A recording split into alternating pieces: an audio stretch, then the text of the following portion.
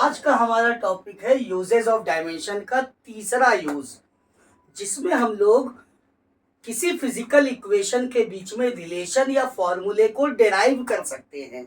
और उसी का एक क्वेश्चन हमारे सामने लिखा हुआ है कि अगर कोई बॉडी का मास m है, v वेलोसिटी से किसी सर्किल के सरकमफेरेंस पे मूव कर रही है और उस सर्किल की रेडियस r है, तो हमको सेंट्रीपिटल फोर्स का फॉर्मूला डिराइव करना है। सेंट्रीपिटल फोर्स आपको पता ही होगा कि जैसे मान लीजिए हम गाड़ी चला रहे हैं और गाड़ी चलाते चलाते अगर हमें कहीं मोड़ पे मुड़ना है तो हम सेंटर की तरफ हल्का सा फोर्स लगाते हैं या सेंटर की तरफ बेंड हो जाते हैं। तो सर्कुलर पाथ पे मूव करने के लिए कोई बॉडी सेंटर के साइड में जो फोर्स लगाती है उस फोर्स को हम लोग कहते हैं सेंट्रीपिटल फोर्स, और हमें इसी का फॉर्मूला डिराइव करना है। अब फॉर्मूला डिराइव करना है डायमेंशन मेथड से। तरीका क्या है जरा ये समझिए। तो हमें पता है कि भाई सेंट्रीपिटल फोर्स जो है वो किसके किसके ऊपर डिपेंड कर रहा है, यहाँ पे बॉडी के मास के ऊपर डिपेंड कर रहा है, वेलोसिटी के ऊपर डिपेंड कर रहा है और रेडियस के ऊपर डिपेंड कर रहा है, क्योंकि यही तीनों चीजें हमें यहाँ दी है और सेंट्रीपिटल फोर्स का फॉर्मूला पूछा गया है। तो सेंट्रीपिटल फोर्स इन तीनों चीजों के ऊपर डिपेंड कर रहा है। अब हम लोग कैसे इसका फॉर्मूला डिराइव करेंगे, तो देखिए सेंट्रीपिटल फोर्स मतलब F मास के ऊपर डिपेंड कर रहा है, तो मास के लिए डायरेक्टली प्रोपोर्शनल भी हो सकता है और इनवर्सली प्रोपोर्शनल भी हो सकता है। तो डायरेक्टली होगा तो आमने सामने, इनवर्सली होगा तो अपॉन में। पता नहीं है ना फॉर्मूले में क्या आने वाला है, तो हम लोग प्रोपोर्शनल का साइन लगा के मास m लिख लेते हैं और पावर a लिख लेते हैं। पावर हमें निकालनी है। अगर पावर पॉजिटिव आ जाएगी मतलब ये आमने सामने हो गया डायरेक्टली प्रोपोर्शनल, और अगर पावर निगेटिव आ जाएगी मतलब अपॉन में लिख देंगे और इनवर्सली प्रोपोर्शनल हो जाएगा। तो कोई फिजिकल क्वांटिटी दूसरे किसके ऊपर डिपेंड करती है, पहले हम लोग उसको लिख लेते हैं। तो सेंट्रीपिटल फोर्स मास के ऊपर डिपेंड कर रहा है, वेलोसिटी के ऊपर डिपेंड कर रहा है, यानी force is directly proportional to the velocity v। अब वेलोसिटी की पावर हमने b लगा लिया। रेडियस के ऊपर डिपेंड कर रहा है तो रेडियस की पावर हमने c लगा लिया। अगर कहा जाता कि भाई और भी कोई फिजिकल क्वांटिटी है जिसके ऊपर डिपेंडेंसी होती तो उसको लिख के पावर d e f जो भी अपना लगाना चाहे हम लगा सकते हैं। अब ये इक्वेशन 1 2 3 हो गया।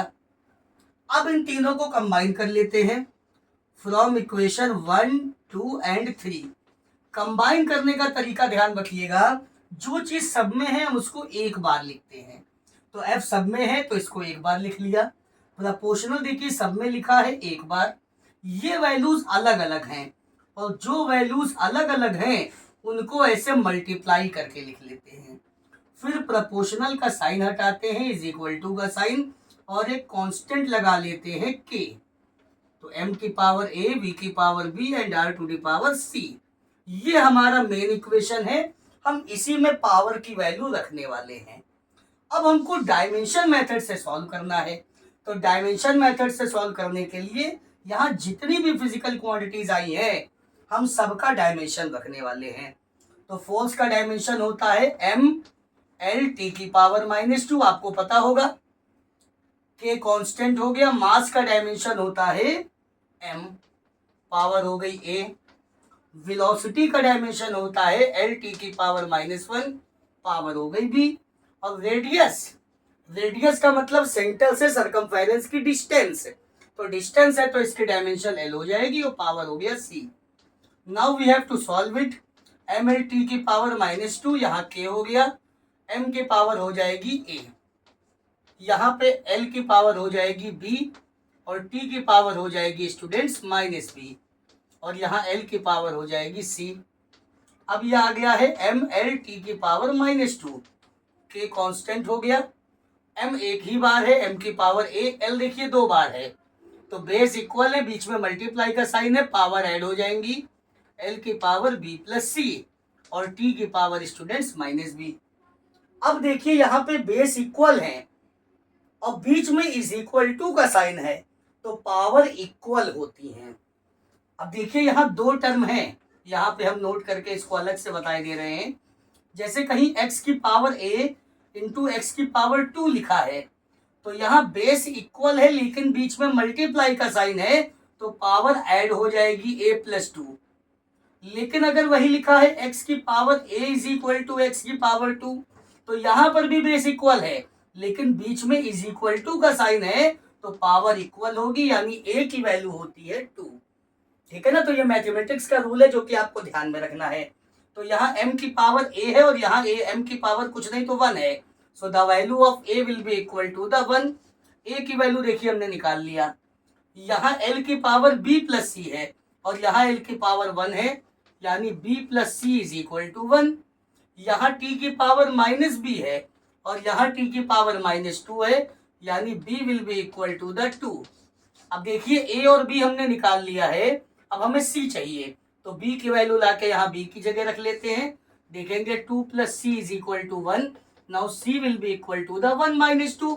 सो the value of c is going to be minus 1। अब हम ये सारी वैल्यूज उठा करके a b और c की ला के रखेंगे इस इक्वेशन नंबर 4 में और हमको फोर्स का फॉर्मूला मिल जाएगा। तो देखेंगे F इज इक्वल टू के, m की पावर है a और a की वैल्यू देखिए कितनी है 1। फिर आगे अगर देखें v की पावर है b और b की वैल्यू है 2। फिर r की पावर है देखिएगा c और c की वैल्यू है माइनस 1। अब c की वैल्यू है देखिए माइनस 1, तो k हो गया यहाँ पे m की पावर 1 यानी m v स्क्वायर, माइनस 1 को नीचे ले जाएंगे तो अपॉन में r हो जाएगा। सो this is the expression for the centripetal force.